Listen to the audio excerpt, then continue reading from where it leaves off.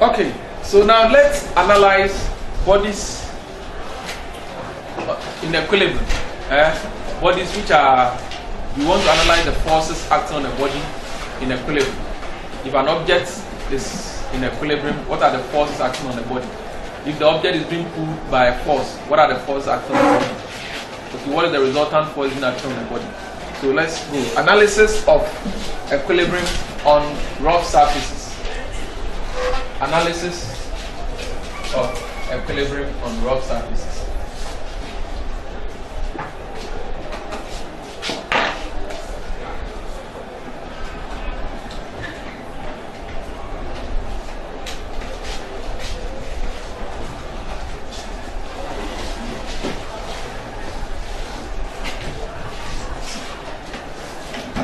Analysis of equilibrium on rough surfaces.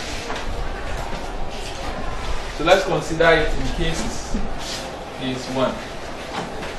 The first case is going to be equilibrium on plane horizontal surface. Equilibrium on plane horizontal surface.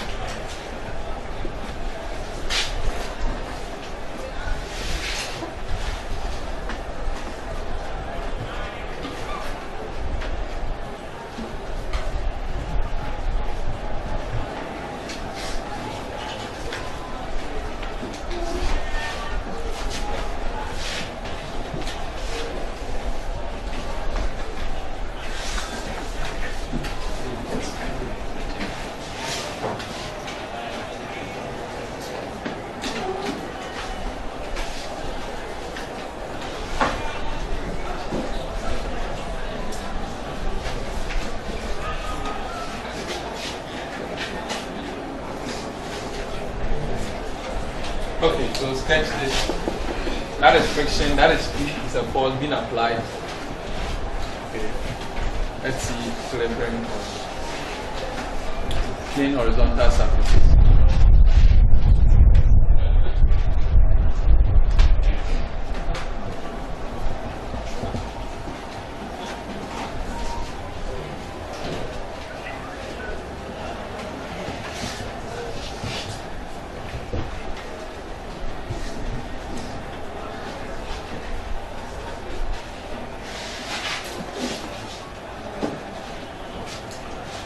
So, right, let's consider a body of mass M. Right under this, let's consider a body of mass M resting on a rough horizontal plane. Let's consider a body of mass M resting on a rough horizontal plane.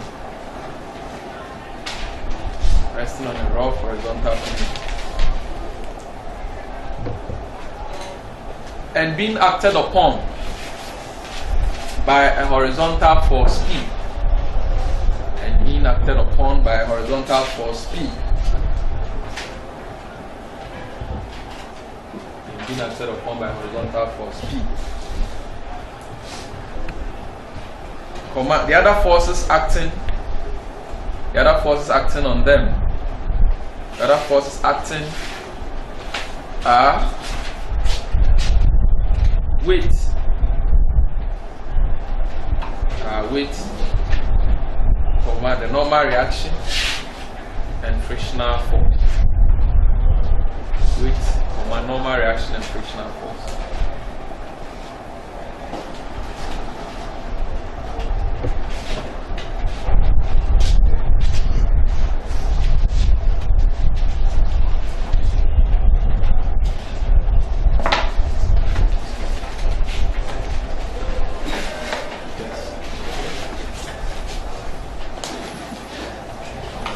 said that the normal reaction is equal to the weight. Pardon? I said the normal reaction is equal to the weight. So how come we are? Yeah, I'm telling you the forces acting on it. Just want you to see the forces acting on it. Their direction is different. Yes. Their direction is different. So it's not the same. Understood? It's the same in magnitude, but in opposite direction. So it's acting against the weight. Like the normal reaction. You see, the normal reaction, the body is action and reaction are opposite and equal. That is what it means here. The third law of motion. Action and reaction are opposite, and Newton's third law. Alright? Action and reaction are opposite and equal. So if the object is seated as you see here, it's exerting a force, and it's giving it what? Equal reaction upward. Okay? Just that the value is the same, but in opposite direction. If the other day I explained that if you see Oboshi, he sits on a plastic chair and the plastic chair breaks, it means that the weight of that person was greater than the reaction that the chair can give. You understand? Do you have any Oboshi here? No.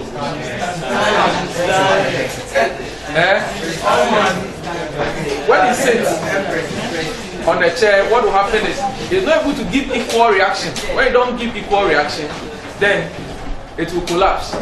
But if it's able to, the person is able to sit comfortably, it means that the seat is strong enough and it's giving it equal reaction to it.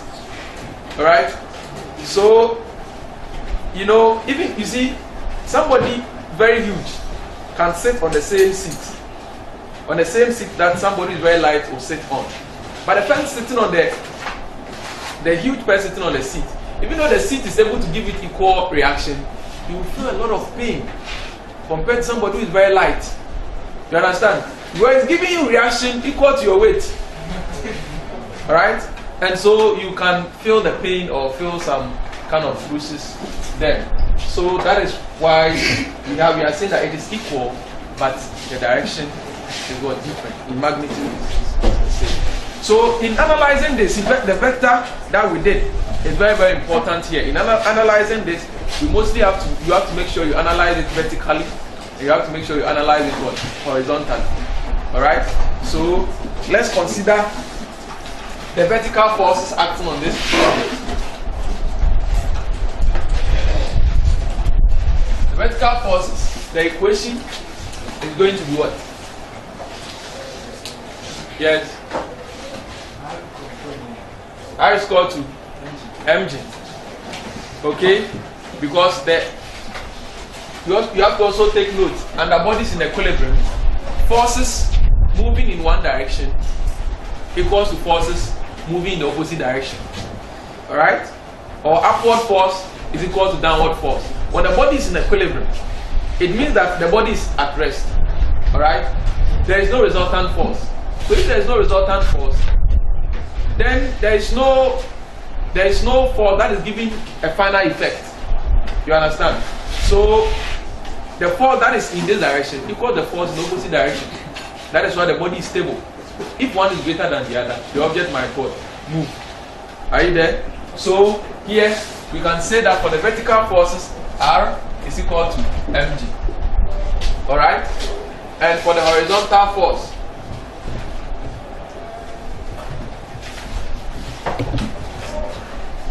we can also say that while the body is in equilibrium, P is equal to what? F. Alright? Okay. Now, what about if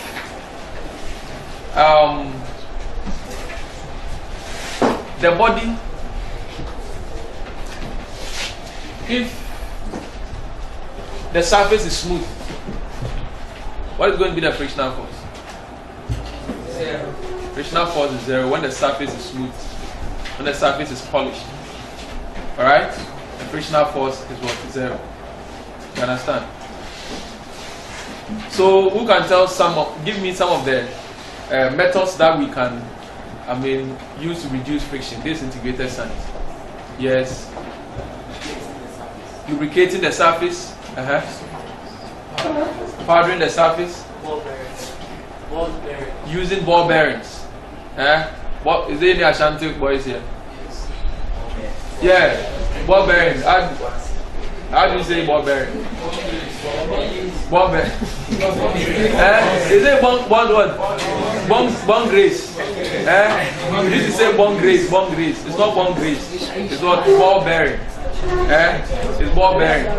It's not our fault. You know, our L and our R is our practice, but we consider. So they use this ball bearing. Those of you who don't know ball bearing, it's bong grace. So go and look for it.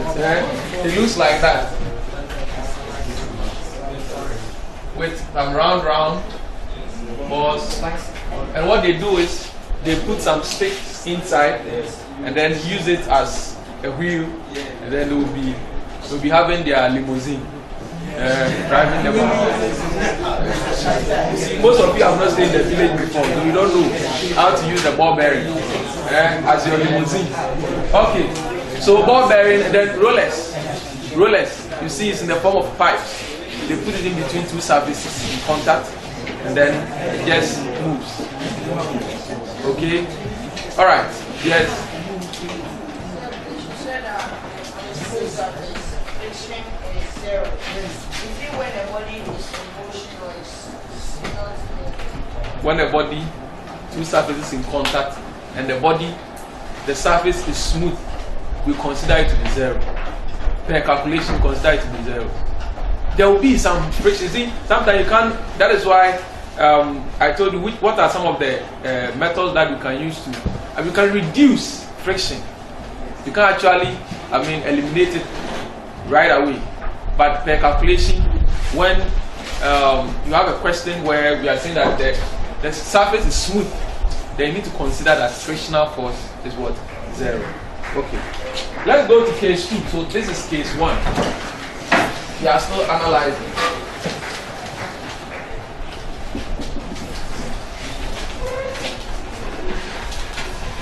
Case 2.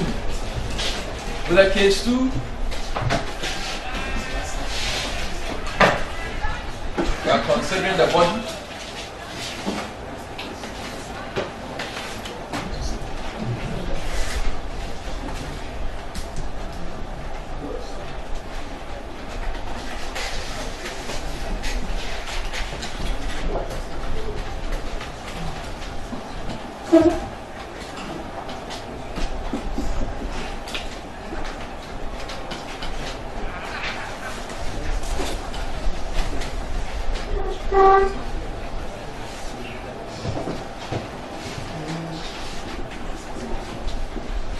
Okay, so let's consider phase 2.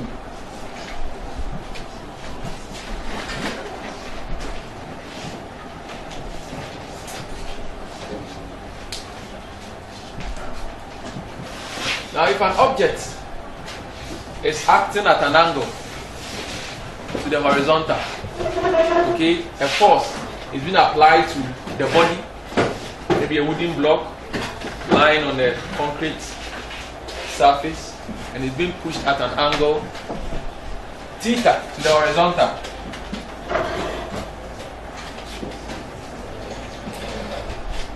Theta to the horizontal. What does it mean? Or what would you do? Yes. You resolve them. You see, when it is acted, so the vectors is being applied here.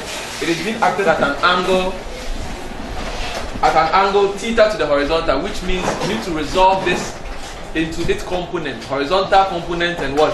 Vertical component. Which means that when the force is being applied in this direction, there is a force that seems to be putting the body down. That is the vertical one that is pushing the body down, and the force that seems to be moving the body. Okay? When the force that seems to be moving the body is greater than the one pushing the body down, then the body will move horizontally. Right? When the force that is pushing the body down is greater than the one which is moving horizontally, the body will stay. Alright? So, pardon? When the force, that is, we are just resolving this into vertical and horizontal motion. I think we've done this in vectors. If the body is based on the angle, when the angle is very wide, almost the vertical, it means that the force, that is the vertical force, will be much more than the horizontal force. Alright? It will be much more than the horizontal force. So that will just keep the body down. But if it is, less, the angle is less, okay, it's much less comparing the horizontal, which means that when you resolve, the horizontal force will be more than the what? The vertical force. And for that matter, the object will move horizontally. That's what it means. Have you done that resolution of vectors? Have you done that? Yes, so resolution, when you resolve, the one with the highest figure will be the one that will act more, isn't it? So here, when we resolve this into, the directions are very, very important when it comes to this. The directions are very important. The directions will help you come out with your equation. Okay? So here, we need to consider the vertical and the horizontal forces. So let's resolve. When we resolve this, what are we getting here? P cos theta, and here P sin theta. Alright? Good. So help me identify all the vertical forces. The vertical forces. Yes. Yes.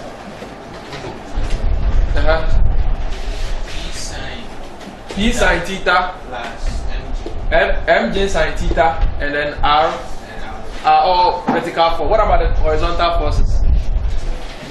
Yes. F cos theta. Are you sure? U cos theta and F are horizontal forces. So now let's look at the vertical forces, the equation of the vertical forces. The equation becomes what? Yes. And the vertical for the equation is what? I told you all forces moving in one direction. The sum of forces moving in one direction should be called the sum of forces moving in the opposite direction. So when you consider the vertical forces, it's going to be what? R is equal to mg plus what? Plus P sin theta. Good. And the horizontal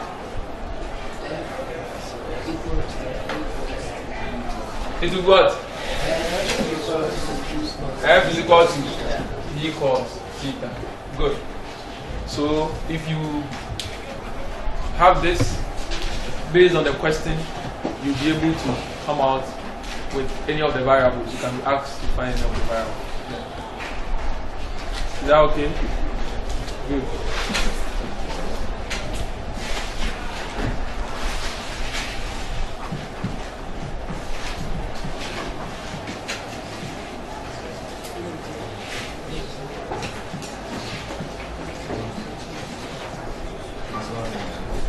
Okay, before we move to the inclined plane, so these are our bodies on the horizontal plane. Before we move to a rough inclined plane,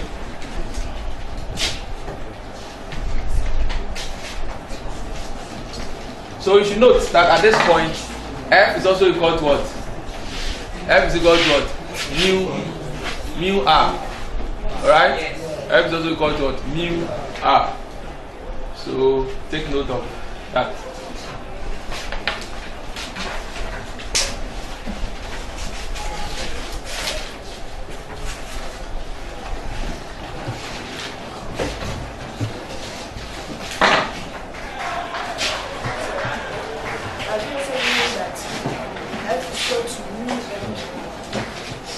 Yes. R is depends on the case. Yeah, it depends on the case. F is equal to, if there is a case whereby the R is equal to the weight.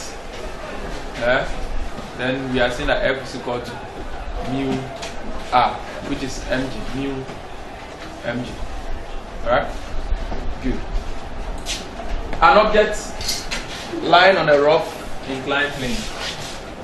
Let's look at, before we go to phase 3, an object lying on a rough inclined plane. Let's analyze that.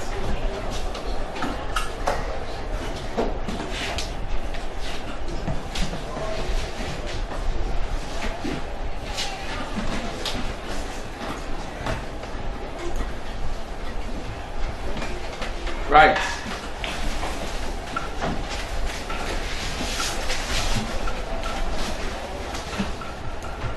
The coefficient of friction may also be determined. The coefficient of friction may also be determined with an inclined plane. The coefficient of friction may also be determined with an inclined plane.